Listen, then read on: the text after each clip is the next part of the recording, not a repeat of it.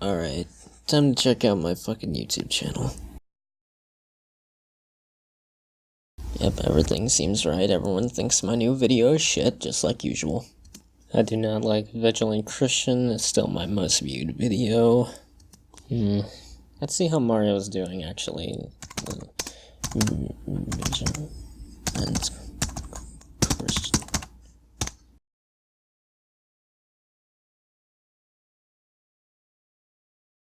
What the fuck? He's gone? Just like that? He's fucking gone? What the fuck? Well, guess I gotta find some other poor schmuck with a completely batshit insane religion to make fun of.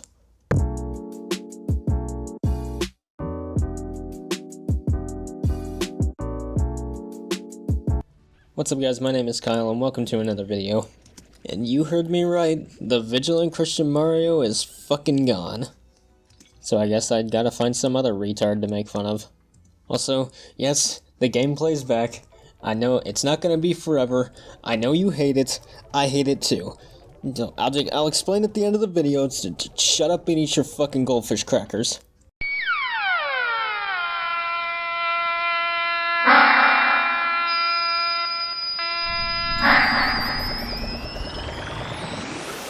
Sweet Jesus, what the fuck? Am I entering the Twilight Zone or some shit?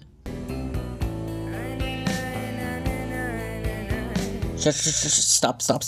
As much as I love you, now is not the time. Man, I love the moon. Okay, who the fuck says, just out of nowhere, man, I love the moon? Would you say the moon is masculine or feminine? Spiritually speaking, I've most often heard that it embodies female energy. Me too, but we have Mother Nature full of life and creation. Wouldn't the moon be the father? Yeah, you might think so. However, our celestial father is most definitely the sun. It's because of our father above and our mother below that allows all of this life to exist. The moon is actually neither, which makes me think it must be more like a cousin. Wait, so does that mean during solar eclipses... Oh no. Oh no. But perhaps what's more curious about old Lady Luna is that her existence has actually never been explained by modern science. Yeah, it has. Who needs science to explain things? Said no Christian ever. Right, I mean, I know you don't. But isn't it interesting that using science we can build nuclear weapons, but cannot even explain this most ancient entity that floats at our doorstep? Well, first of all, we can explain how the moon got here, and secondly, those are two completely different fields of study. What's stranger, the moon is actually far too big to be a natural satellite of the Earth. If I'm not mistaken, there is not a single other planet in our solar system whose moon compares in ratio to our own Earth-Moon ratio. Our moon is actually larger than Pluto. The current leading theory in science is that something like a Mars-sized planet-like rock came out of nowhere. Jesus fucking Christ, dude. Play that again. That was fucking brutal. Like a Mars-sized planet like... And when those physics didn't work out, they came up with a new theory that said that the same planet-like rock-like thing hits the planet, bounces again, and then becomes the moon. And the physics still didn't work. Well, what the hell? Is there more? Well, now that you ask, have you ever heard anything about it being hollow? Hollow? Yeah, I've got the details somewhere here. So, you just carry around sheets of paper in your backpack proving that the moon is hollow or some shit. Like, is that how you pick up chicks? You just go up to a girl, you just go up to her like, "Hey, what's up, girl? I know how the moon is hollow. You wanna fuck?" Let's see. Here it is. In November of 1969, NASA crashed a lunar module into the moon, causing the equivalent of 1 ton of TNT. NASA said that the moon reverberated like a gong for half an hour. Then they did it again, causing an impact of 11.5 tons of TNT, and it rang like a bell for over 4 hours. Yeah, NASA never said anything like that. You sure you weren't thinking of the way Danny Carey hits his fucking gong in Lateralis? If that isn't the equivalent of 1.5 million tons of TNT, I don't know what is. It vibrated in a way as if it were hollowed out, with giant hydraulic damper struts inside of it. Wait, you said it was fucking hollow. That's a massive fucking leap to make. from being fucking hollow to it having like dampener struts and whatever the fuck inside of it. Wowsy wheezy. Wowsy wheezy. Want to know something else? Always. Jesus fucking Christ, why is this guy's answers always so fucking intense? The surface of the moon contains minerals like titanium, but also processed metals like brass and mica. It also contains something called uranium-236 and neptunium, which are both minerals that have never been found to occur naturally. Jesus fucking Christ, this changes everything we know about chemistry, is what I would say if that were true. Also, mica's not even a fucking metal, nor have we ever found mica on the moon. Uranium-236 is a long-lived nuclear waste that appears in spent nuclear fuel. And neptunium is a radioactive byproduct of nuclear reactors when plutonium is being created. This means that at least some of the rocks on the moon are most likely synthetic. And while it's only a theory, I wouldn't say it's illogical to come to the conclusion that it could be artificially created. Not illogical, my church-burning, goat-sacrificing satanic ass. I know one of your goals may be to teach open-mindedness on this channel. However, my mind may be open, but it most certainly is not empty like yours. That's really intense. Also, you know the craters on the moon? Intimately. Intimately. Intimately. What the fuck? Okay, this third eye guy is starting to fucking scare me. Well, craters should vary in depth due to the size and impact of the various space rocks that hit them, right? We can tell that there was a difference in the meteor sizes that hit the moon by the diameters of each crater.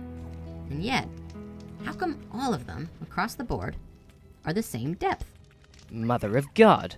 An impenetrable shell! Mate, do you have any idea how fucking retarded that sounds? Look at that quote from a NASA scientist.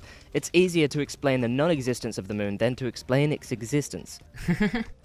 Here's another one. The best explanation for the moon is observational error. The moon does not exist. Oh, here. Read this part here. David Icke's research led him to shaman around the world. You know what else David Icke believes? He believes that fucking reptiles are running the fucking government. You know what else he believes? He believes that Jews are time travelers from space. Zulu tribes speak of the moon being an egg. They symbolize it to be an egg for good reason.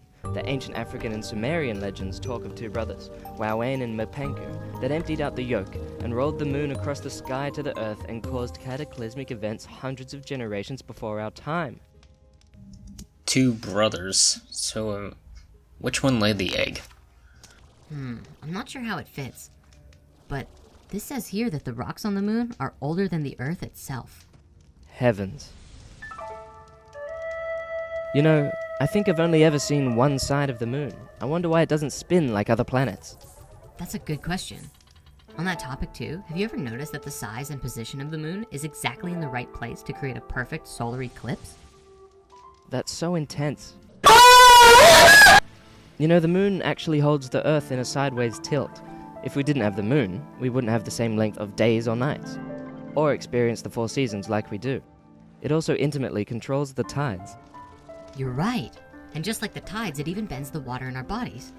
Dude, what the fuck? That's why on nights of the full moon, there's always an increase of violent crimes, and probably passionate love. It used to be a legal defense to say that one was moonstruck. Keyword used to be. You know what else used to be legal? The fucking Puritans torturing and murdering people because they didn't believe in God, or they were supposed witches. Getting back on topic, this barely even serves a purpose for your case of the moon being artificial. Do you think these things were deliberately introduced to the Earth? Maybe for a purpose? It's a possibility. What do you think that purpose could be? Well, they say that the beings who put it there were trying to bring a new frequency to the planet, or maybe even provide us with some sort of resonation or gravitational wave that was vital for our survival. Dude, it's a fucking rock. I've read that the Earth isn't even in the right place in the solar system anymore. The story goes that at one point, the Earth used to exist between Mars and Jupiter, and may have even been slightly larger than it is today. But Jesus fucking Christ. That was almost worse than the last one. it was hit, and it flew off course, creating the asteroid belt, which is mostly frozen water and rock debris, and wound up in a new orbit, right here. But because of the impact of what happened, this planet was going to die, and it needed some help to keep it spinning and keep its orbit proper. And thus, the moon was put there by some advanced alien race or a higher form of consciousness who saw it as a requirement for the planet's survival. Citation needed? Maybe even our own survival. Which would explain why the Earth-to-Moon ratio is found within the human energy field. Then, events such as the falling of Atlantis and rising back to consciousness could take place under circumstances that otherwise couldn't have happened. That's really amazing. Wait, did you say that the human geometries match the Earth and the Moon ratio? Hey, I think you're really gonna love this. In Drimbolo's Flower of Life books, he shows these drawings here. I think I'm just gonna skip past all this fucking meaningless geometry nonsense. What? So what does all of this mean to us, Mr. Patch? What does it mean? What does it mean? What does it mean? What does it mean? What does it mean? Good lord, what is it with you guys and your fucking third eyes? I guess it means that the moon is not just this random satellite that has nothing to do with us. It's there for a reason, for a chance.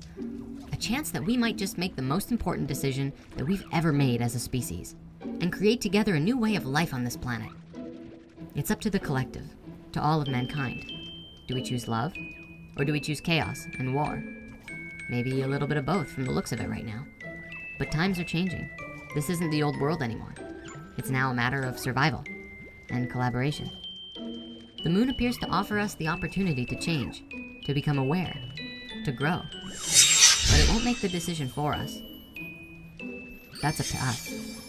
Jesus Christ, this is like the shit Tool sings about. Except instead of being made by musical geniuses, it's made by a fucking crack addict locked in a shower with a pair of bongos. Yeah. Okay, you've officially blown my mind hole clean off.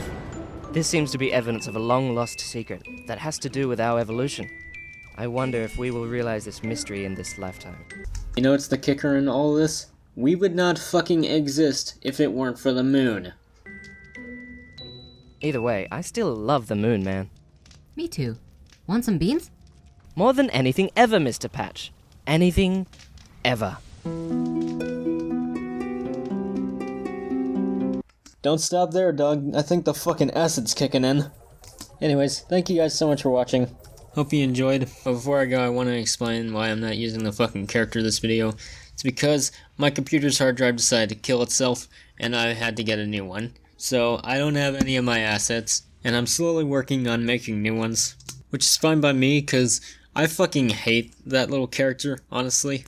But anyway guys, thank you all for watching. Subscribe if you're new, leave a like if you enjoyed. All the fucking music is in the description, all that other YouTube shit, and I'll see you guys in the next one.